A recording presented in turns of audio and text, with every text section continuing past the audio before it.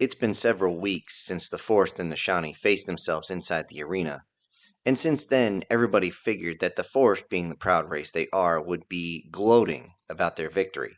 But the fact they didn't have a straight-up kill everybody type victory, a total blitzkrieg where they could take out the other side like it used to be before the humans showed up, they weren't exactly gloating much.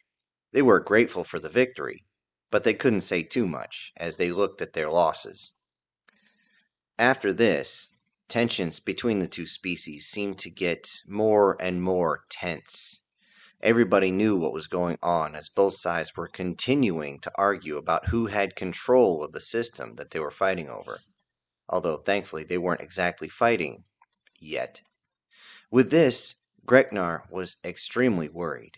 Every time she heard the news, she would always look at her kids and have this look in her eye of, "Oh no, I don't want to have them see warfare."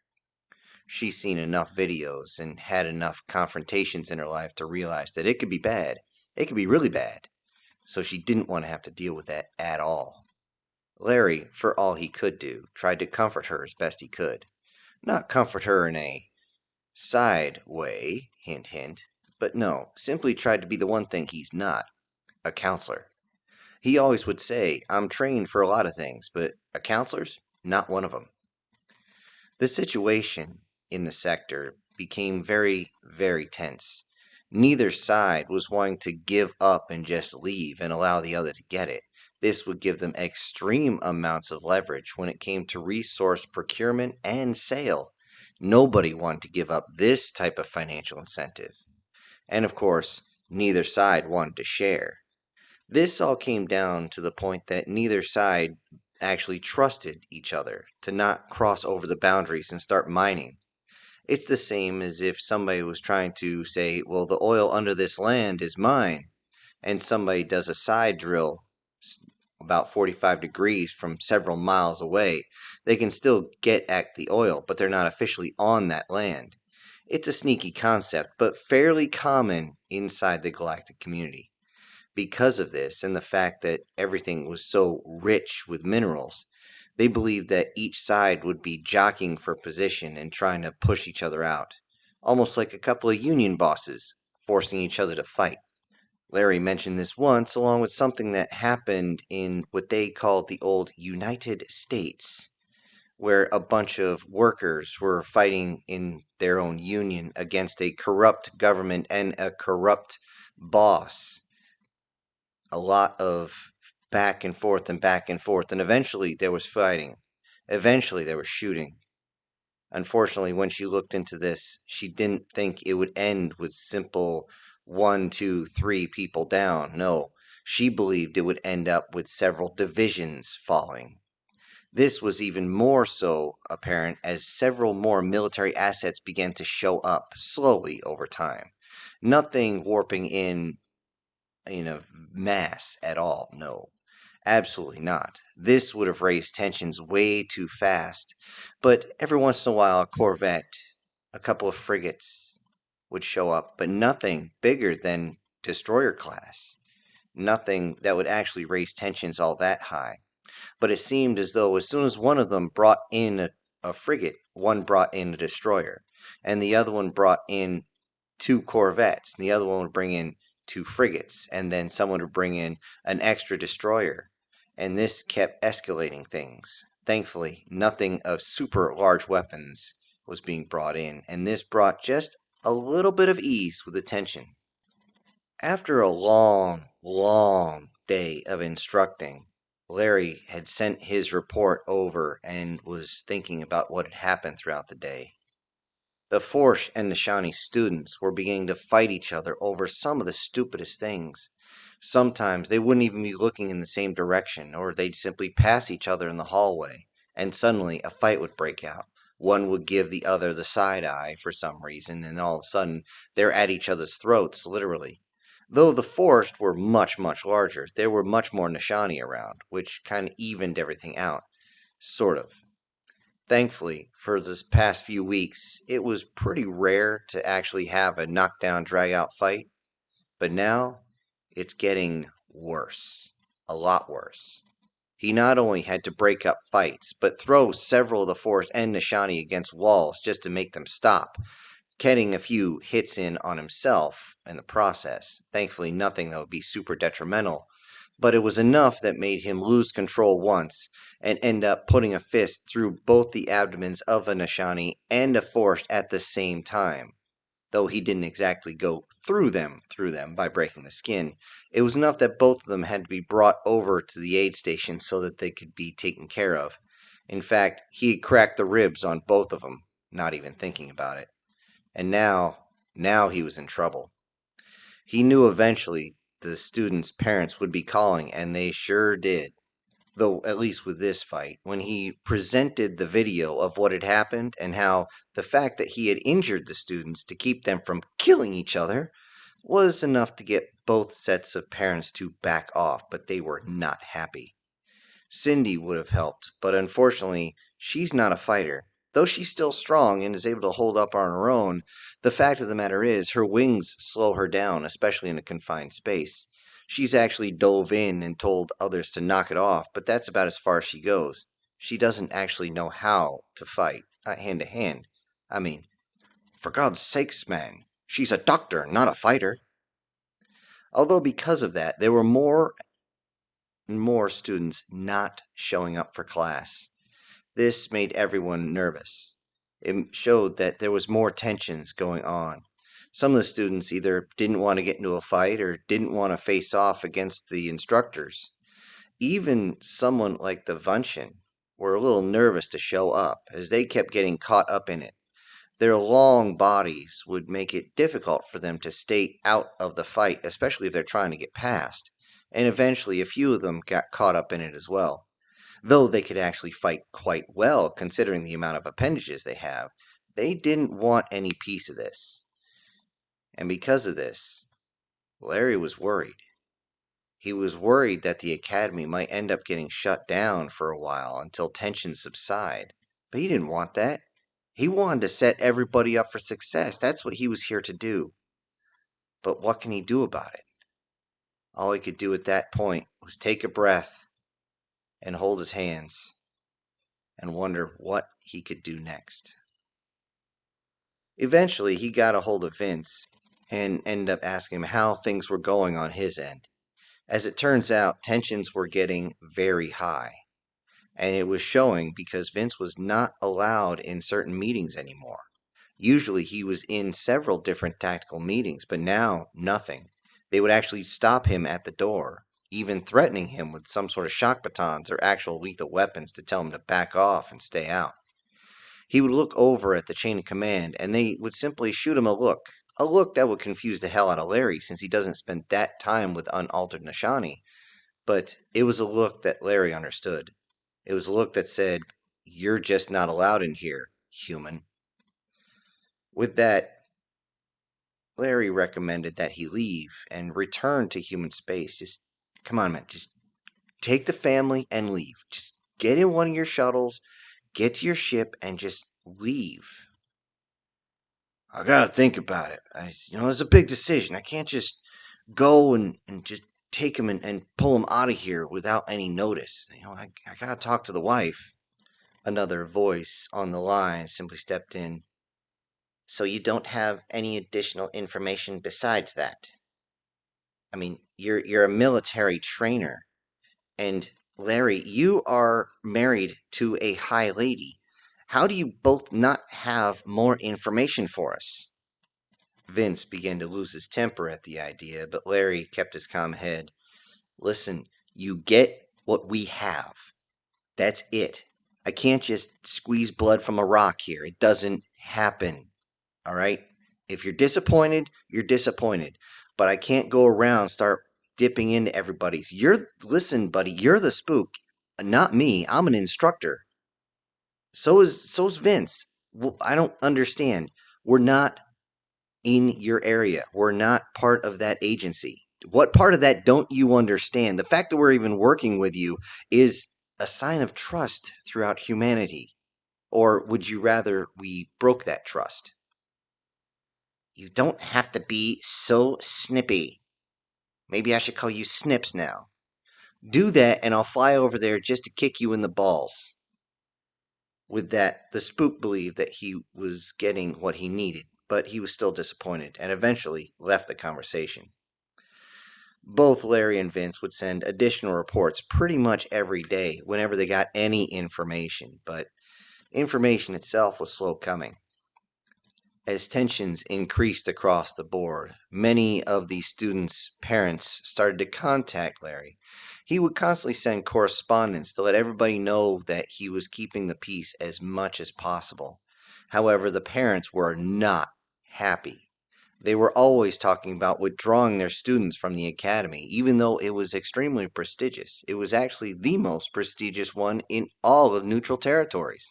So Larry understood that this was basically an empty threat, but it was a threat nonetheless.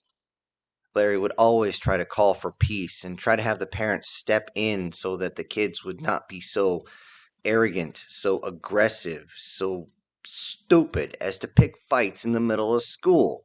They'll end up getting themselves removed and expelled very, very quickly.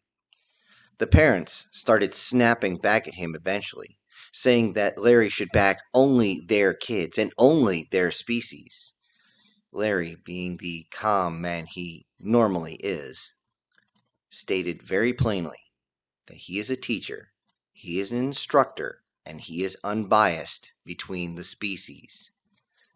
He is only there to instruct them, to teach them all that they need to know in these classes, and preferably more than what they need to know, so that they can be better to handle life. But it's up to the parents to take care of their part of this equation. The parents were never happy about this, as they never got a confirmation that the humans would be backing them, and would always angrily end the video call, always to the point that they were many times cursing, and it was just infuriating for everyone involved. It took less than a month before Larry and Gretnar received a message. Vince had arrived outside the planet and he was on his way down. He had brought the family with him. It was a lot easier to get to the academy than it was getting to human space, and he was asking if they could have some sort of sanctuary until everything just died down. Larry was more than willing, considering Vince has been his best friend for over a century now, and here he was showing up when he was in trouble. It didn't take long for Greknar to simply nod yes, and they brought everyone in and accommodated them in the house. The kids were not exactly thrilled that they had to share rooms now, but it is what it is. They talked about the situation and how tensions were getting even worse. It was to the point that entire flotillas had entered into that sector and the neighboring sectors around them. It was though they were making sure that if they needed reinforcements, they could immediately try to warp in, though it takes about 20 minutes, and a lot can happen in that, especially in a fight like this when they're so damn close to each other. As far as space is concerned, this was basically standing 50 meters away from each other, both with weapons drawn in hand, but no one raising them. This was getting bad. Getting very, very bad. Vince, for the first time, was actually beside himself. No bravado, no speaking loud, just calm, collected, but worried. He was worried for his family. He had 3 kids to worry about, plus his wife, who he obviously wasn't comforting the way he normally does, as she just kind of had a look of, will he just snap out of it and jump on me already? Thankfully, Greknar was there to pull her away so that the men could talk to each other. A bit of a talk over a beer. Vince was very concerned. He was concerned about how to support his family now. He didn't want to live off the rations from his ship. That would suck. They couldn't quite go back to Earth, of course. I mean, they could go into human space and they would be protected, but he wouldn't be able to supply them with the type of life they had before. Now, what was he going to do? Larry, of course, simply put his hand on his shoulder and said, "Don't worry, we'll figure it out. You know, you've always got backup here. Consider me your reserve chute." Vince turned to Larry and smiled, remembering that he had used that line a long, long time ago on Larry, when Larry was going through some hard times. With that, they finally calmed it down and realized what they needed to do. Though Vince was not going to be able to help financially, and Larry was pretty much going to be the sole breadwinner for a while, Vince could help in other ways that helped everybody involved. In fact, since the ladies actually stuck themselves mainly with the domestic chores, Vince could actually help out with training. And he started training Larry's kids right alongside his own. What he was surprised with was the fact that how far Larry had taught his children. Not only just basic survival skills, but they could disassemble and reassemble all sorts of equipment. It was surprising. And Vince simply had a good smile on his face because now he had someone to help him out. He was able to train his kids too, although he had to bring up more advanced lessons for Larry's kids, though this made sense considering Larry's kids were the oldest ones there. Well, minus one, of course. The kids themselves got along fine. It seemed as though the conflict, even though they knew about it, they just didn't give a shit. Main reason? Because of what had been happening inside their societies, which was the whole thing about altered versus unaltered, and the fact that they were considered half-breeds or mutts. And yes, that was an insult that was given to them. They really didn't consider themselves anything but human. This helped out a lot in making sure everybody got along, and was definitely a way to bring tensions down around the house.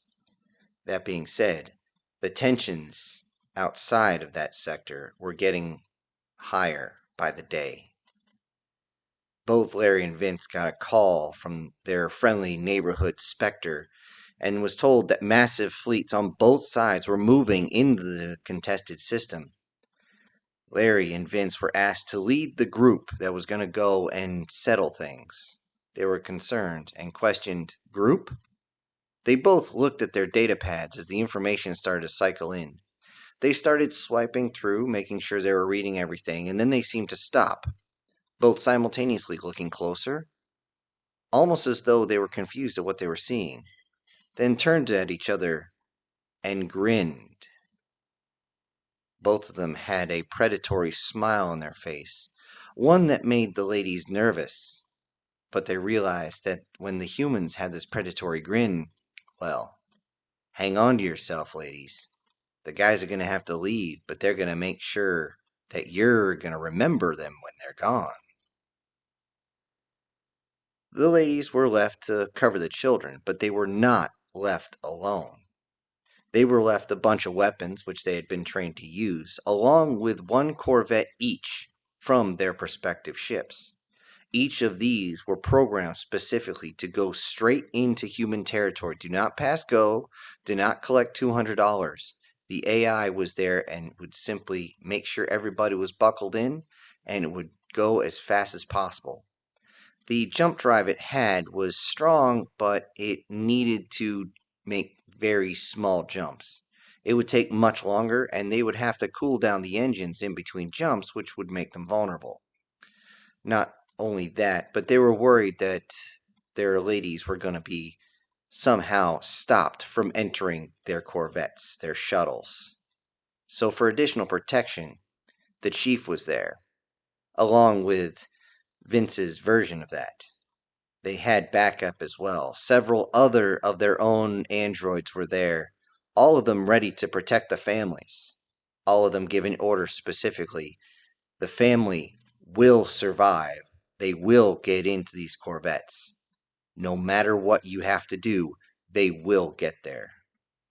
It was still an amazing sight to see on sensors. Everybody in the control tower was watching as they loved to see how the humans did what they did. They watched the two shuttles leave, one with Larry in it, the other with Vince, as they went up towards their ship. They heard a strange squeaking. What they didn't hear was this was the humans. It was the code to deactivate the stealth field and to allow them access. They didn't understand it. It was difficult, considering it was especially in the human tongue, and since the human tongue was not forked, It was only singular, and where it was placed inside the orifice, it made it so only certain phrases could be said by human. They couldn't fake this with some sort of device that simply recorded it. No, this had to be live, and everyone knew it. As the two ships decloaked, they were surprised to see two more decloaking. As they looked over, they could see that was Jenny's ship. They looked, and sure enough, she got a hold of them on the hails. As they docked their shuttles, they were talking to her, and Jenny had mentioned how she had left her daughter in human space with her brother and his family.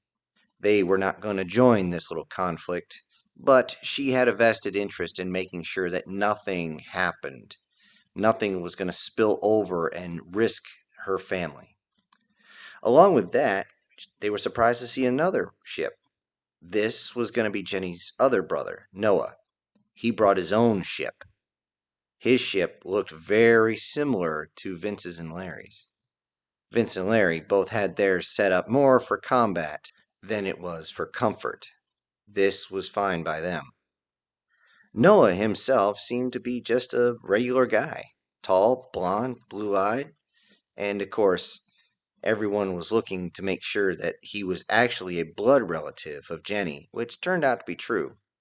They didn't really care that Jenny was from the European area, of course, but was a little surprised to find out that her half-brother, Noah, was from a different area entirely. This would leave them with plenty to talk about on the trip, although the trip wasn't going to take too long. Yet the destination was someplace that they never wanted to go. In the contested system, fleets faced each other in space, far away from any gravity well that may be considered a planet, a satellite, any type of meteor, comet, or anything like that. Both sides were making sure that they were able to fire their weapons without any difficulties in making sure they struck their target. This was clear. Both admirals were constantly contacting each other, or, well, the alien equivalent of whatever they call their admirals. And they demanded that the other leave, demanded that they stand down, tuck their tail between their legs, with a tail or not, and go back to their home system, as they were completely outmatched. They both demanded that each other give up more and more of the sector itself, but neither fleet would budge. All of them sitting there in perfect formation, waiting. As time passed, the demands were getting more and more aggressive. The admirals were catching all sorts of flack from their own governments, telling them to make sure they ended this so they could start harvesting those worlds. They could get everybody there within a matter of days if the conflict ended. But the conflict was still there, and they weren't going to send anyone down to the planets, as that would be a sign of aggression. They worried about this, but it didn't stop them from getting more aggressive in the way they spoke. As they did, they let their fleets drift closer and closer to each other. Since they were both in the vacuum of space, the fleets themselves created basically a gravity well, as many, many ships were filled in. As they got within medium range, which would make it so their main weapons could not miss, but their medium range weapons would actually connect and cause significant damage. Both fleets received some very odd readings. They started looking over at their radar men and started to ask, was it the other fleet charging their weapons? No. The weapons were still aimed at each other, but no one was charging them. Nobody was that stupid. But what was going on? It didn't take long before they saw that the readings were coming in between the fleets. This was even more confusing, as both sides couldn't figure out what the hell was going on, at least for a few moments. With that, a bunch of fleets began blinking into existence, scaring the living shit out of both sides, as they didn't know where these ships were coming from. There was only one species that had technology like this, and they saw that these were human ships jumping in and drifting themselves right in between both fleets. The human ships were surprisingly uncloaked and didn't cloak themselves at all. This was immediately surprising to all. Both sides looked in shock as over a dozen human ships came into view, and both sides hit their retros and froze in place, making sure they didn't drift any closer. If the tensions weren't high enough, the pucker factor just went times 1,000 at this point.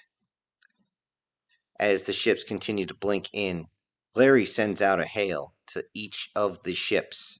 Each of the admirals jumped in and realized that they're talking to more than just Larry. But Larry told them that he would be speaking for the humans that have arrived. Both parties looked, and sure enough, there were several humans, all of them seemingly attached to their own ship, yet standing there looking into the different holographic displays. Without wasting time, Larry introduced himself as the commander of the flotilla of human ships coming into this space. Both sides were still amazed that humans even showed up. They didn't see them on their sensors at all until they began to blink into the space. It only took a few moments for this to happen, but for humans to be noticed on the way in, both sides realized that humans would want to be seen. If they don't want to be seen, they could be right next to you and you would never even know they were there. They were, of course, the ultimate ambush predators. Larry continued by asking them both to stand down. Escalation of force will only cause ruination on both sides. We, the human forces, ask you now. You are allies to us. We do not want to see you destroy each other. Stand down. The Nishani Admiral chimed in and wanted to know if the humans are trying to lay claim to this very rich system. Absolutely not, Larry said. This is far beyond our territories, and we have enough of our own resources. We don't need this sector.